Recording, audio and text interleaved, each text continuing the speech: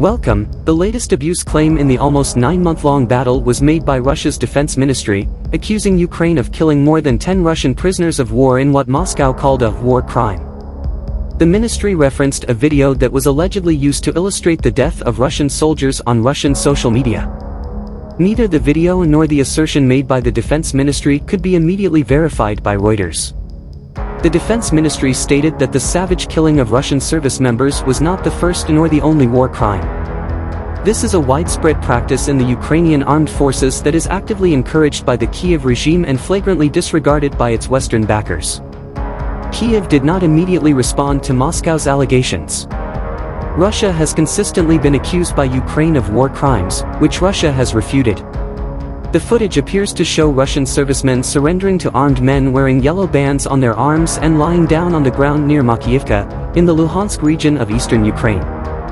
Then automatic shooting breaks out, and the bodies are captured on camera. There are about 12 bodies displayed. Both the date and the identity of the videographer are unknown. The video, according to the Russian Defense Ministry, shows the planned and methodical execution of more than 10 Russian personnel who are immobilized by degenerate Ukrainian soldiers.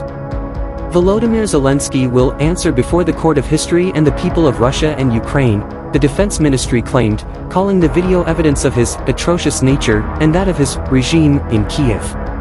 The investigation into the murder of at least 11 unarmed Russian servicemen has been begun, according to the Investigative Committee of Russia, which looks into serious crimes. In a statement, it was stated that detectives were trying to track down the individuals who had shot the video. Authorities claim that a riot at a jail in Ecuador's capital Quito, which resulted in the deaths of 10 inmates, was sparked by the government's choice to transfer 3 crime bosses to a high-security facility. According to the prison administration, 400 convicts have died in gang-related violence in the country's jail system since last year, making the prison riot and deaths the most recent crisis.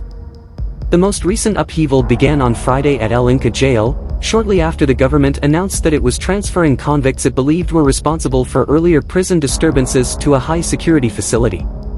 According to a statement from the president's office, Los Lobos gang boss Jonathan Bermudez, one of the detainees whose transfer provoked the violence, had been accountable for earlier murders at El Inca.